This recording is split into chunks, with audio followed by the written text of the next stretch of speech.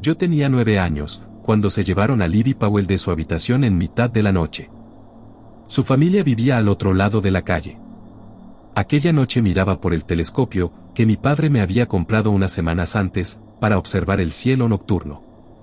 La contaminación lumínica de la ciudad hacía difícil ver las estrellas a simple vista, pero después de 3 semanas de mirar por el ocular, había encontrado algunas constelaciones que estaban marcadas en la carta estelar que venía con el regalo. Levanté la vista del ocular durante medio segundo, y me fijé en una figura oscura que se movía hacia el lado de la casa de Libby. Parecía un hombre imposiblemente grande que se arrastraba a 4 patas. No pude distinguir ningún rasgo, pero vi cómo introducía su enorme brazo por la ventana, y sin esfuerzo, atravesaba el cristal y la sacaba con un movimiento fluido. Libby pataleaba y gritaba, mientras yo lanzaba un alarido y llamaba a mi padre. Era difícil distinguir lo que hacía el hombre, mientras tiraba de Libby hacia la oscuridad junto a su casa, pero casi podría jurar que me estaba mirando. Mi padre entró en mi habitación, y tras calmarme lo suficiente, como para obtener una respuesta coherente, llamó a la policía. Le conté a la policía todo lo que vi. Mi padre y las autoridades locales trataron mi declaración, como la imaginación salvaje de un niño asustado, pero yo sé lo que vi. Durante la semana siguiente, los padres de Libby estuvieron en todos los medios de comunicación pidiendo la devolución de su hija. El revuelo mediático se intensificó una semana después, cuando Alice Evans fue secuestrada de su habitación de forma similar. En el invierno de 1991, 7 niñas fueron raptadas de sus dormitorios en mi barrio. No fui la única persona que denunció al hombre imposiblemente grande, pero si alguien se había molestado en escuchar estas denuncias, no estaban siendo cubiertas por las noticias locales. En marzo de 1991, la policía había anunciado que habían encontrado los 7 cuerpos, en un edificio abandonado, en la calle Ingram. No se había identificado a ningún sospechoso. No pasó mucho tiempo, antes de que empezaran los rumores en el patio del colegio. Las 7 chicas estaban tan cercenadas, que las familias se vieron obligadas a celebrar sus funerales a cajón cerrado. Mi hermano pequeño Alan estaba especialmente marcado. Alice Evans era su novia.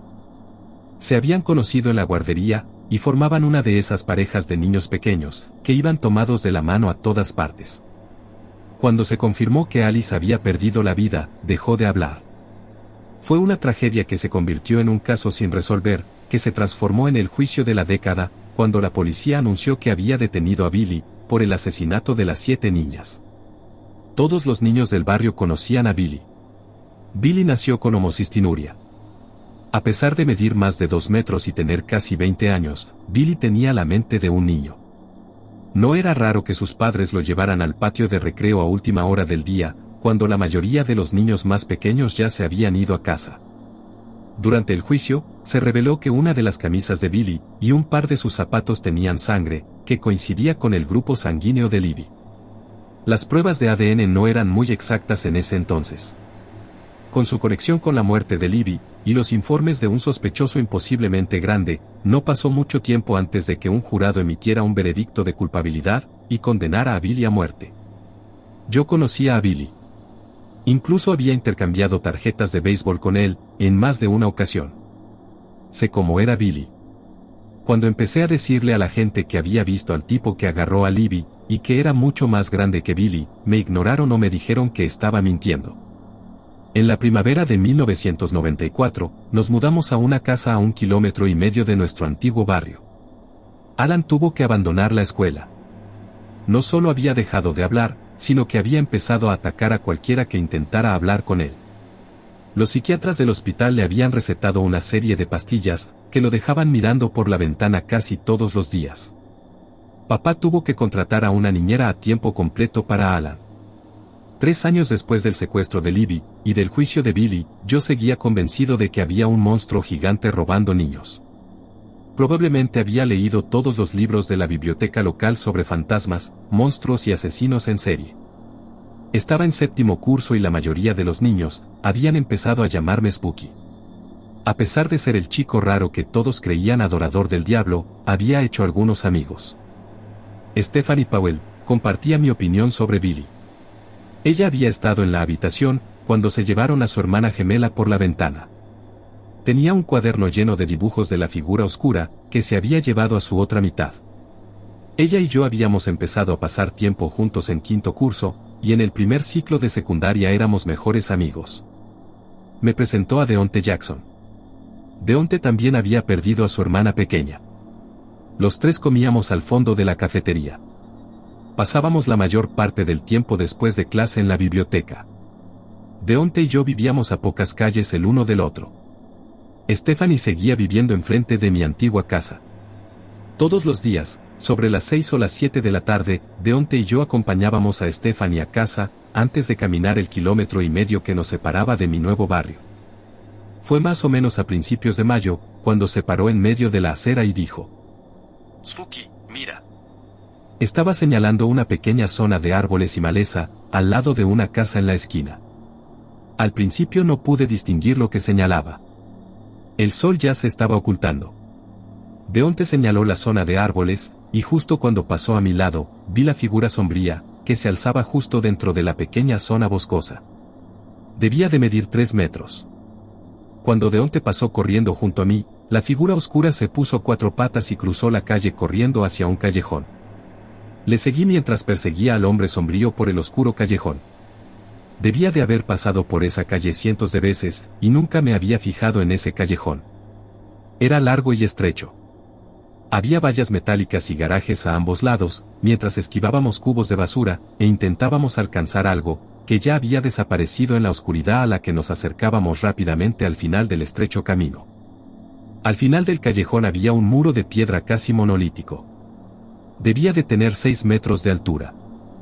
A ambos lados había un muro de piedra similar que medía casi lo mismo, y se extendía unos 12 metros hacia atrás. Mientras estábamos en el callejón, apenas lo suficientemente ancho para un auto pequeño, nos giramos y vimos a un hombre increíblemente grande, que se interponía entre nosotros, y los últimos rayos de sol que caían bajo el horizonte. El contraste del rojo anaranjado del sol, con su piel casi negra demostraba exactamente lo grande que era. Sus ojos eran de un azul intenso, y su boca se había abierto para mostrar unos dientes blancos casi perfectos, que parecían haber sido afilados en pequeñas dagas.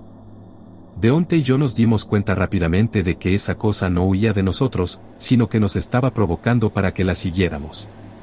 Cada paso que daba hacia nosotros era lento y deliberado. Estábamos de espaldas a la pared. El hombre oscuro bajó la cara hasta mirarme directamente a los ojos. Extendió la lengua, y empecé a llorar cuando me lamió la mejilla.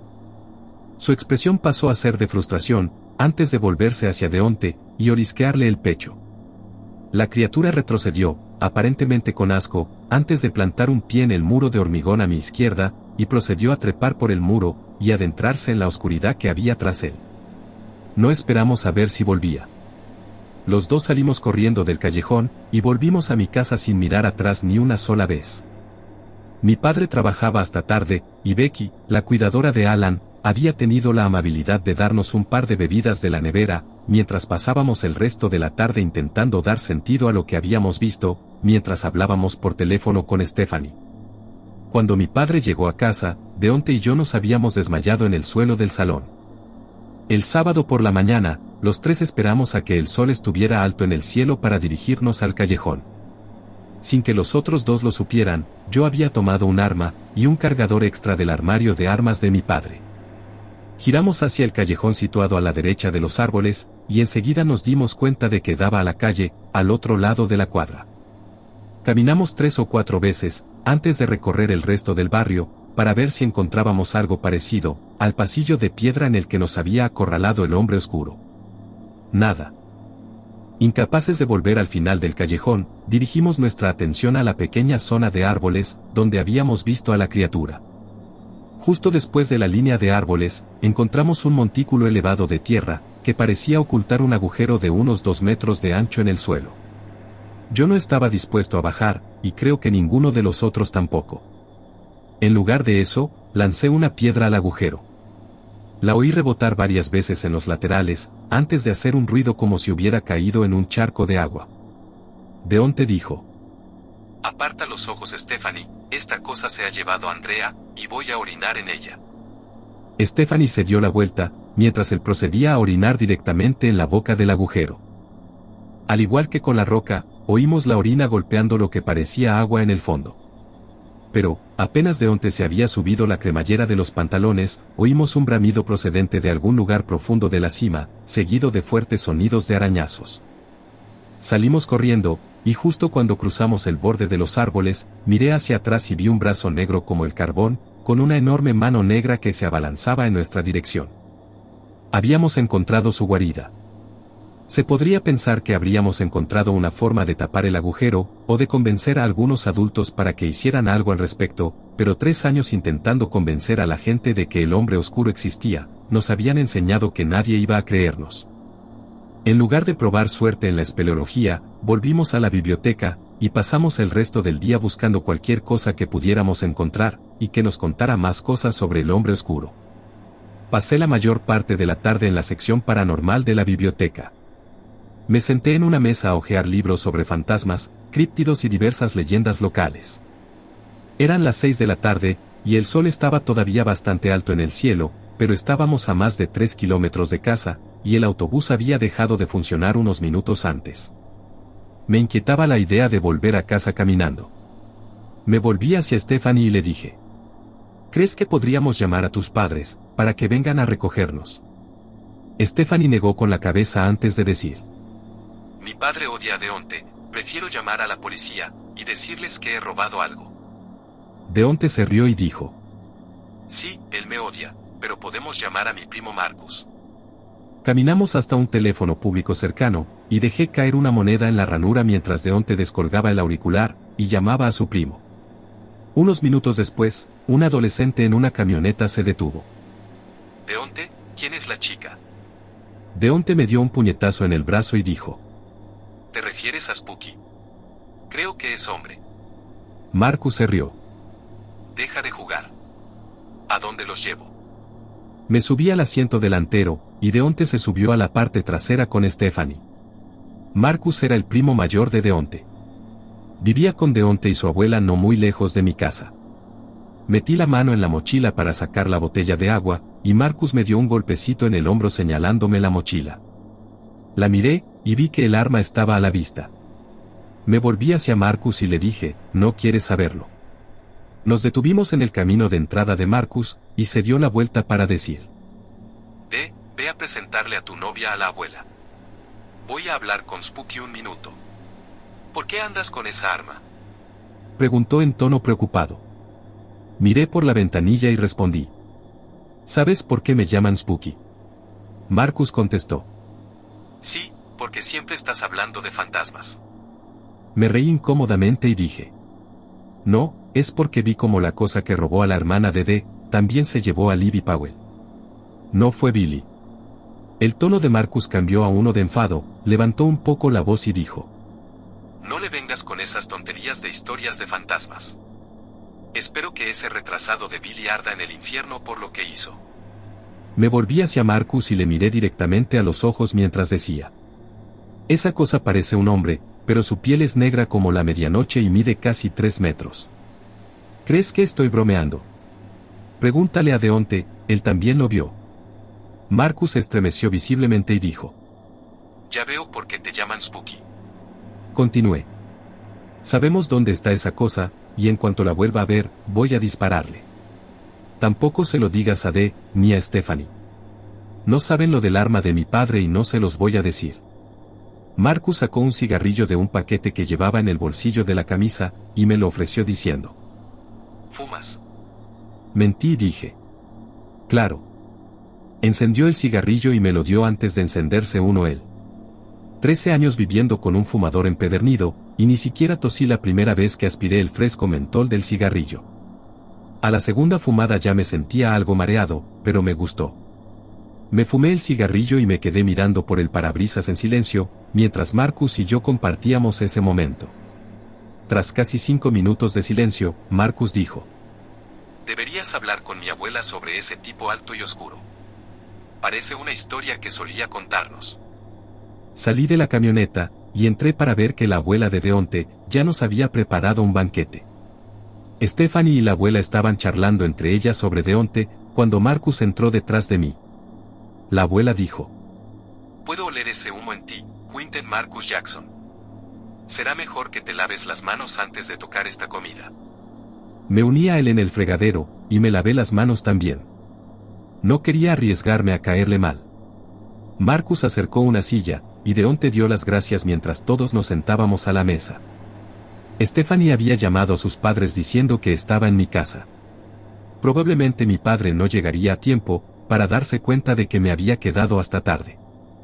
Comimos y charlamos durante la cena, hasta que la abuela le dijo a Marcus que llevara a Stephanie a casa, y mandó a Deonte arriba a ducharse y prepararse para ir a la cama.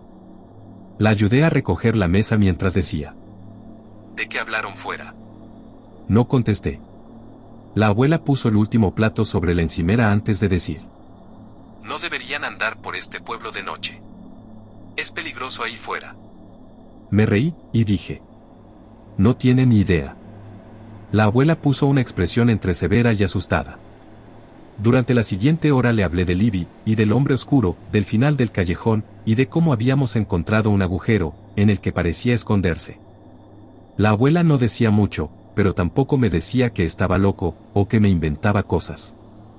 Era agradable tener un adulto que me escuchara de verdad por una vez. Mientras la abuela escuchaba, Deonte bajó las escaleras en pijama, y se colocó junto a su abuela. Ella se volvió hacia su nieto y le dijo: ¿así que se lo han encontrado?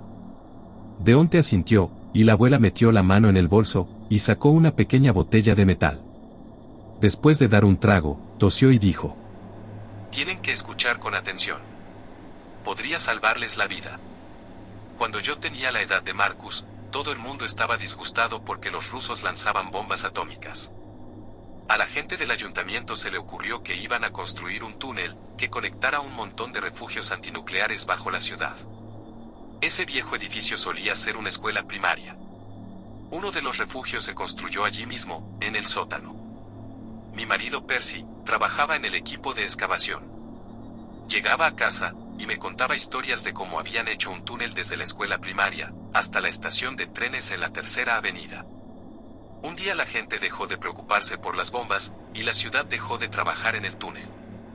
Percy consiguió un trabajo en la ciudad, dando mantenimiento a las carreteras. Los refugios seguían allí. El túnel seguía abierto. A la gente ya no le importaba mucho. Eso, por supuesto, hasta que encontraron todos los cadáveres. La abuela hizo una pausa y continuó: llevábamos semanas diciéndole a la policía que alguien se había estado llevando a nuestros hijos, pero por aquel entonces a nadie le importaba lo que le ocurriera a un grupo de niños de color. La policía no empezó a investigar hasta que desapareció la hija del alcalde. En una semana desaparecieron otros 3 niños blancos, y una de las madres describió a un hombre oscuro alto, que corría hacia la escuela primaria. La policía registró cada rincón del edificio, y al no encontrar nada, bajó al sótano y encontró la puerta del túnel abierta de par en par. Menos de una hora después, llamaron a todos los agentes disponibles. Habían encontrado a 15 niños cercenados en el refugio antiaéreo. Algunos parecían llevar allí meses. Uno de ellos, la última niña que se llevaron, aún respiraba cuando la encontraron. Señaló hacia el túnel y dejó escapar un pequeño jadeo antes de fallecer allí mismo. La abuela dio otro trago, y volvió a toser antes de acomodarse en su asiento, e inclinarse hacia adelante. La policía no perdió el tiempo, y buscó culpables por todos lados. Al final se decidieron por Alton Park. Alton tenía un poco de retraso, pero también era el conserje de la escuela. Su juicio duró menos de un día, y fue sentenciado a la horca. Todo en menos de una semana. Beatriz gritaba a todo el que quisiera escucharla que Alton era inocente. Gritaba que no era lo suficientemente alto, y que el hombre que se llevó a su hija tenía la piel oscura como la brea, no morena como yo o Marcus. Pasó los siguientes años en un sanatorio, antes de que su familia la trajera finalmente a casa. Creo que sigue en la residencia de Spring Haven. Ya no habla. Dicen que se queda sentada mirando la ventana. Su historia me dejó más que atónito, pero algo no me encajaba. La interrumpí un momento después de que terminara y dije: ¿cómo va a salvarnos esto la vida? La abuela suspiró y dijo: a eso iba, hijo. Agarré mi mochila un poco más fuerte mientras ella decía: unos 10 años después desaparecieron unos niños. Una vez más los encontraron en esa escuela primaria. Una vez más culparon a alguien con retraso.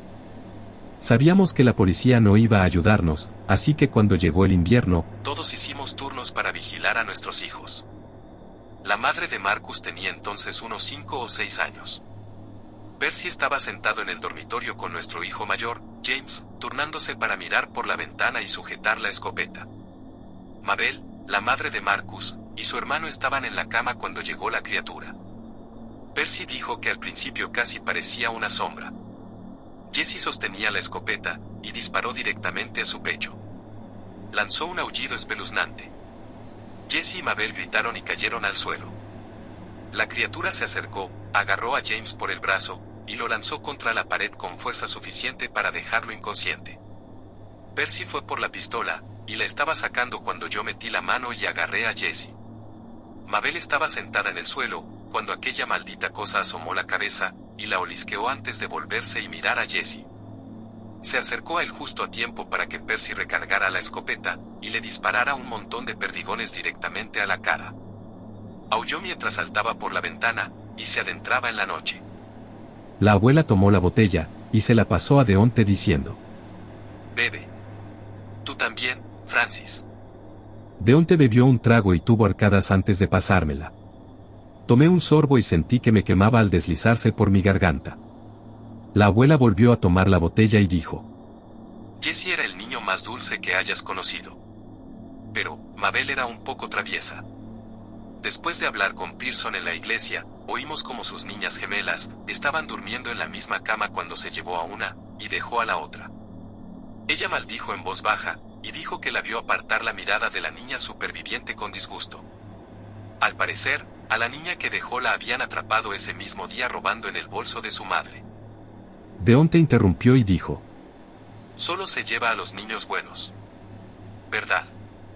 La abuela le dio una palmadita en la cabeza a Deonte. «Ese es mi niño listo. Ahora no vayas a incendiar una iglesia ni nada de eso, pero asegúrate de hacer al menos una cosa cada día que te metería en problemas si te atraparan». Al día siguiente no fui a la iglesia, y me dirigí a Springhaven. Después de enseñarle mi Biblia a la enfermera de recepción, y decirle que había venido a atender a los ancianos, me dejó entrar con una sonrisa. La abuela me había dicho que la mujer se llamaba Beatriz. Caminé por los pasillos durante un rato, deteniéndome en algunas habitaciones para hablar de Jesús, para no levantar sospechas, antes de ver el nombre de Beatriz fuera de una habitación, y encontrar a una anciana sentada en una silla mirando por la ventana. Me senté a su lado y abrí mi Biblia diciendo: «Señora Beatriz, mi nombre es Francis». Ella ni siquiera parpadeó en respuesta. Continué: «Sé que esto va a sonar extraño, pero tengo una pregunta para usted, sobre la cosa que se llevó a su hija». Su rostro cambió a una expresión severa, y sus ojos se dirigieron hacia mí, mientras su cara permanecía en la dirección de la ventana. Tenía los ojos azules.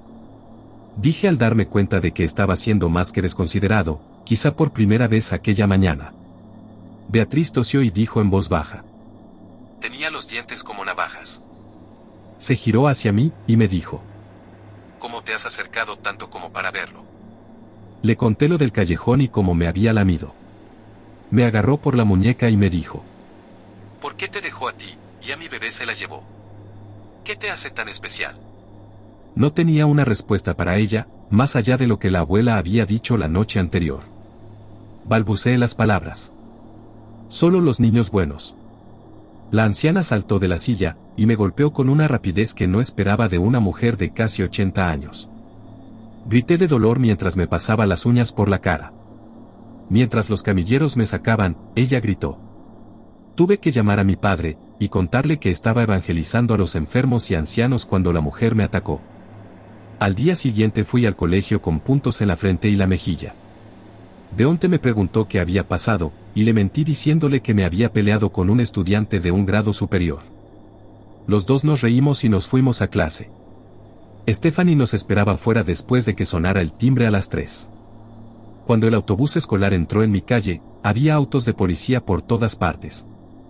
Todos nos bajamos un poco antes, ya que el autobús dio marcha atrás, y tomó una ruta alternativa.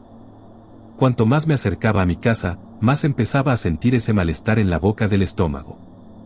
Mis peores temores se hicieron realidad, cuando vi que la ventana de la habitación de Alan había sido destruida. Becky, la niñera, estaba sentada en la parte trasera de una ambulancia, mientras los paramédicos le vendaban las manos y la cara. Mi padre gritaba a la policía, pero se detuvo a mitad de la frase y corrió hacia mí. Me abrazó como no lo hacía desde la guardería. Me abrazó y lloró mientras decía: «Vamos a encontrar a tu hermano».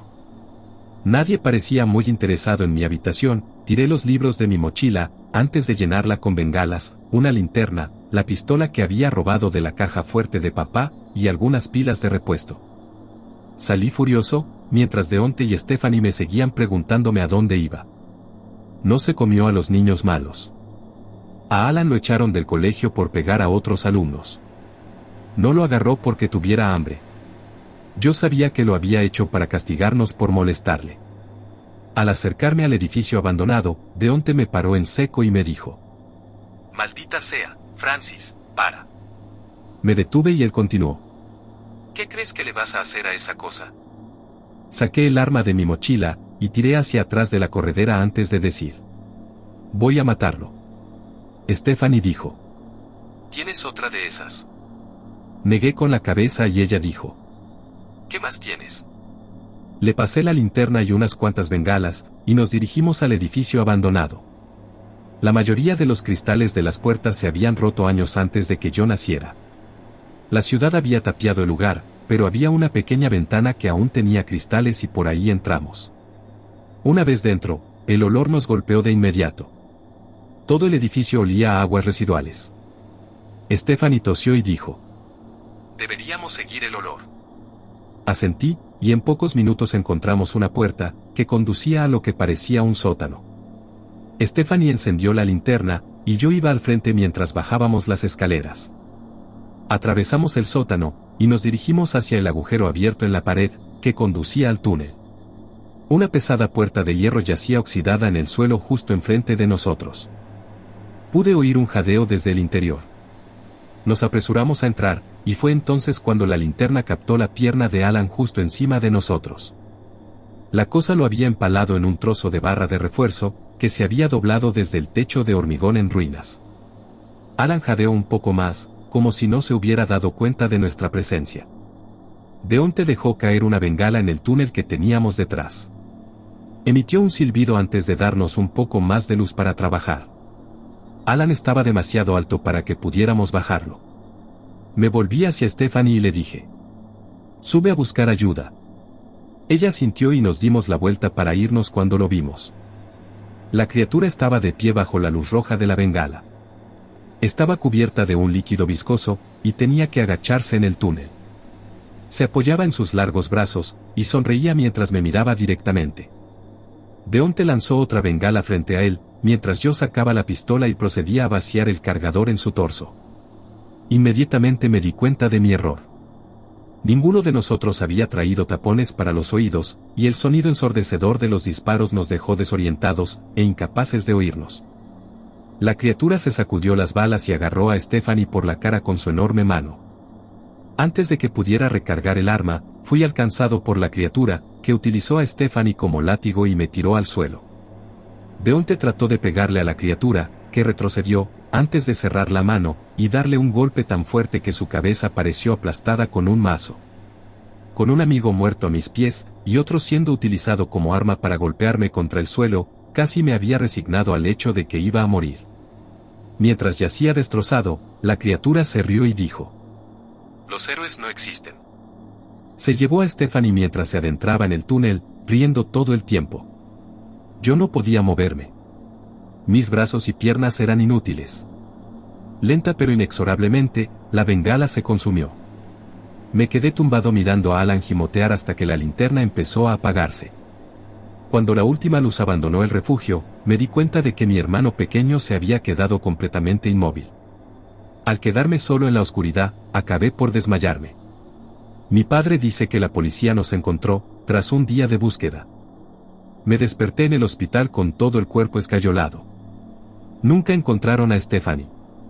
El cuerpo de Deonte fue enterrado unos días después. No pude ir al funeral. No pasó mucho tiempo antes de que la ciudad llenara el túnel de hormigón. No tengo ni idea de si el hombre oscuro estaba dentro, pero dado que en esa ciudad siguen desapareciendo niños cada 10 años, voy a suponer que encontró un nuevo lugar donde instalarse. Cuando me recuperé lo suficiente para caminar solo, mi padre consiguió un trabajo en un estado vecino y nos mudamos. Ahora tengo casi 40 años y algunos hijos. Puede sonar extraño, pero en cuanto tuvieron edad suficiente para distinguir entre el bien y el mal, les animé a hacer cosas malas de vez en cuando. Puede que eso no me convierta en el mejor padre del mundo, pero por otra parte nada ha intentado llevárselos. Solo se come a los niños buenos, pero no tiene ningún problema en matar a los malos. Aún no tengo ni idea de por qué me dejó con vida.